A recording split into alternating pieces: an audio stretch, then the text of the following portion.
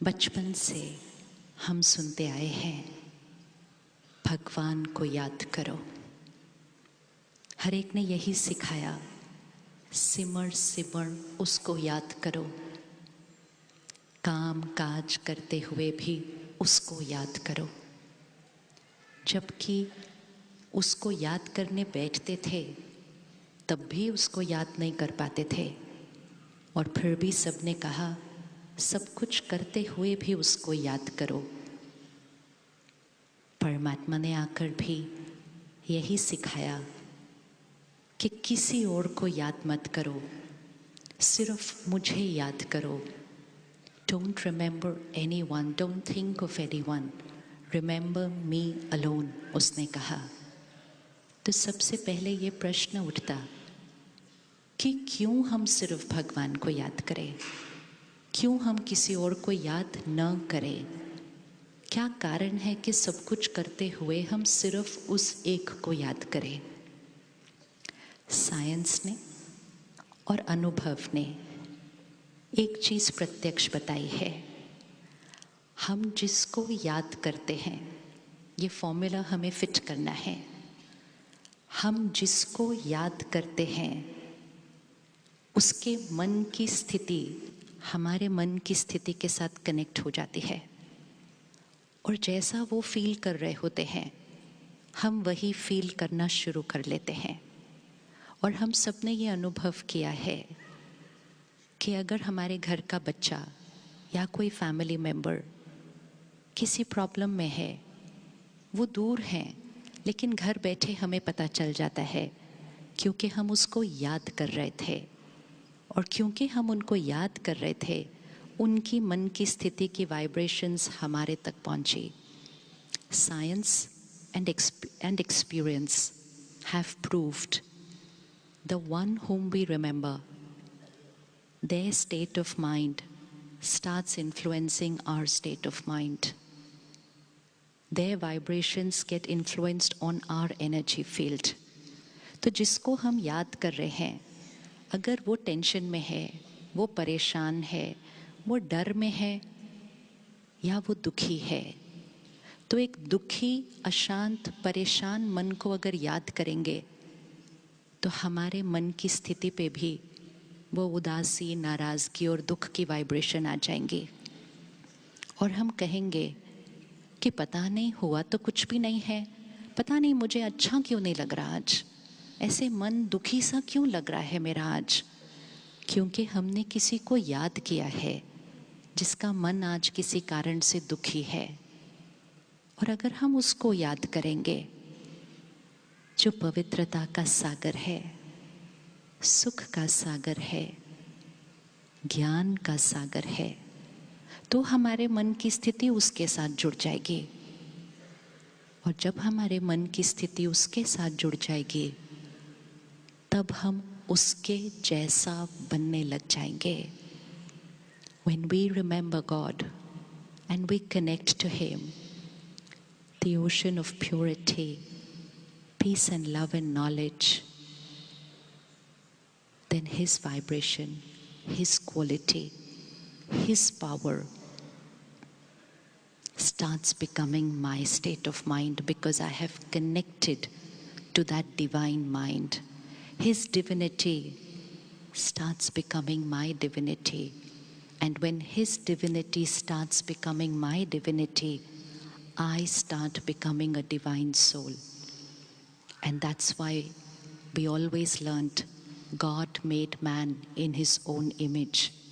परमात्मा ने अपने बच्चों को अपनी तरह बनाया है, और इसीलिए आज भी दुनिया देवी देवताओं को भगवान ही मानती है।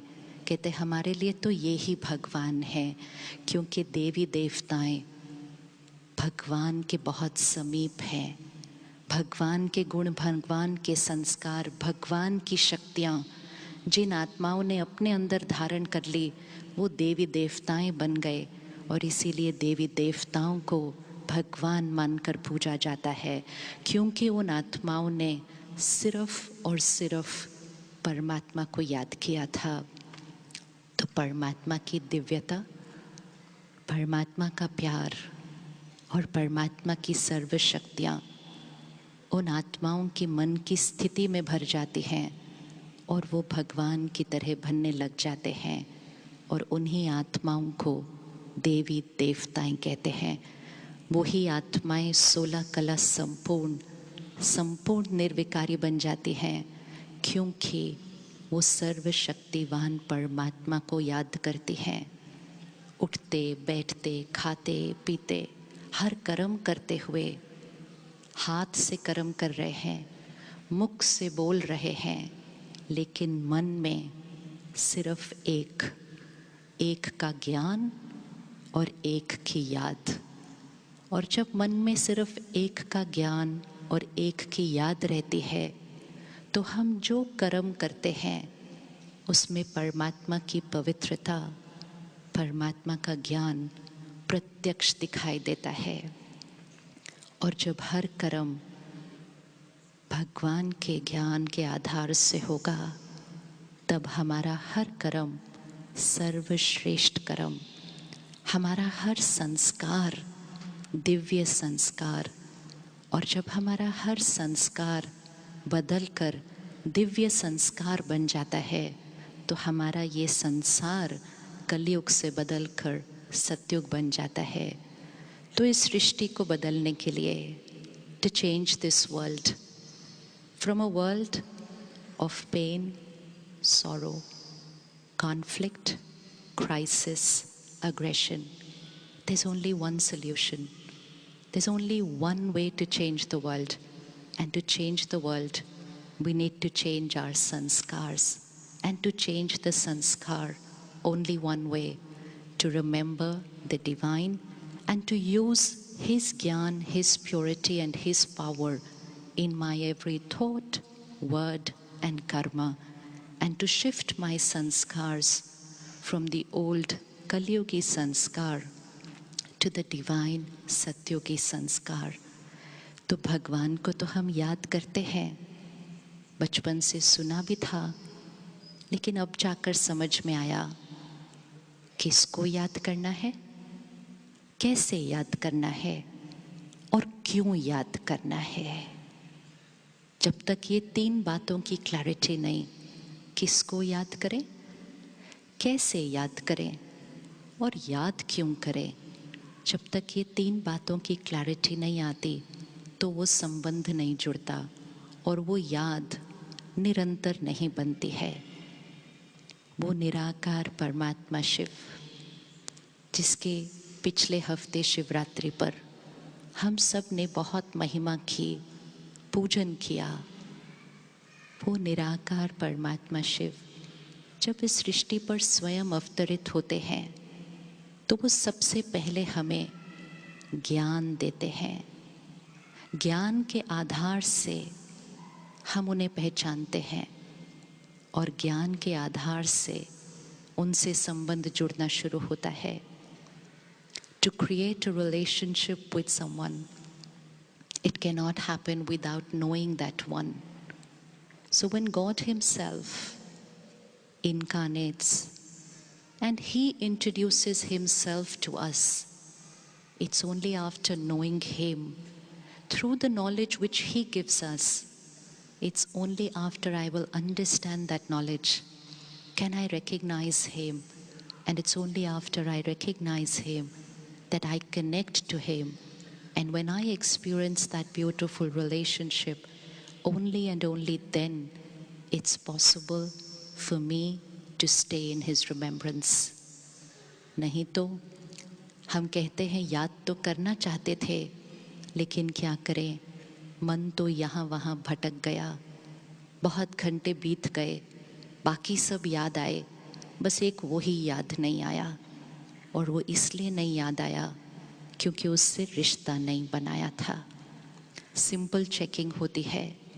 जब भी जीवन में छोटी या बड़ी कोई भी बात आए, सबसे पहले मुझे कौन याद आता है। कई बार ऐसा होता है कि हम इनसे पूछते, इनसे पूछते, सबसे राय लेते और फिर उसके बाद याद आता कि भगवान कोई आंसर नहीं मिल रहा, अब तो आप। तो वो हमारे रिश्तों की लिस्ट में थोड़ा पीछे चला जाता है।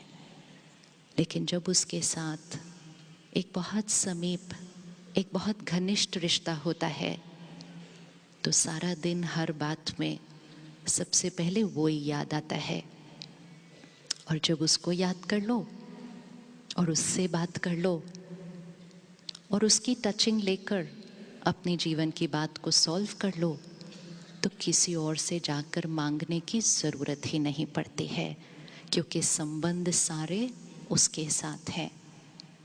और जब हम परमात्मा को याद करते हैं और इतनी शक्तियाँ और गुण हमारे अंदर भरते हैं, तो प्यार, खुशी, शांति, सुख जो हम आज तक औरों से मांग रहे थे, लोगों के सामने खड़े रहते थे, 2 मिनट तो प्यार से बात करो, मुझे सम्मान दो, मुझ पर विश्वास करो, हम लेने वाली साइड पर खड़े होते थे। और जो मांगते हैं, लेते हैं, तो वो युग कलयुग बन जाता है। लेकिन जब परमात्मा से कनेक्शन जुड़ा, इतनी ताकत भरी, तो मांगना नहीं पड़ा। जो अपने अंदर भरा, तो हमने औरों को देना शुरू किया। और जब हम देना शुरू करते हैं, तब ये सृष्टि कलयुग से सतयुग बन जाती है। तो सारा दिन में दूसरी चेकिंग कि क्या हम कभी भी मन से भी किसी से कोई चीज़ की अपेक्षा रखते हैं कि इनसे मुझे कुछ मिले, सहयोग ही मिल जाए, सम्मान ही मिल जाए, एक शब्द प्यार ही मिल जाए। अगर अभी भी हम किसी से मांग रहे हैं या किसी से अपेक्षा रख रहे हैं, तो हमने कनेक्शन वहाँ नहीं जुड़ा। क्योंकि जिसका कनेक्शन वहाँ जुड़ा, वो सृष्टि पर फिर किसी और से कभी मांगेगा नहीं। उससे जुड़ गया तो हम सिर्फ देंगे, देंगे और देते ही रहेंगे। और देते देते देते ही देवी देवता बन जाते हैं। और तब सृष्टि कलयुग से सतयुग बन जाती है। Deep checking in a very, very subtle manner, even if it's only in my thoughts. Do I have any expectation from people around me? Expectation of respect, of trust, of love, of cooperation. If I still seek, need, or ask from people around me, it means I'm not connected to the one. It means I'm still connected here and I'm seeking from here. If I connect to that one, then I can never ask anyone or expect anything from anyone. Fill myself from him and only radiate and give to everyone around me. And the one who gives is the deity soul. And when we shift from seeking, asking, wanting, to giving, radiating, sharing, it's only then that the world will shift from Kalyug to Satyug. Only one shift needed. Shift from wanting to giving. देना, देना, देना, सबको देना और हमेशा देना। चाहे सामने से कुछ भी ना मिले, चाहे सामने से जो सोचा नहीं था उससे भी जैसा मिले, लेकिन हमने सिर्फ देना, देना और देना है।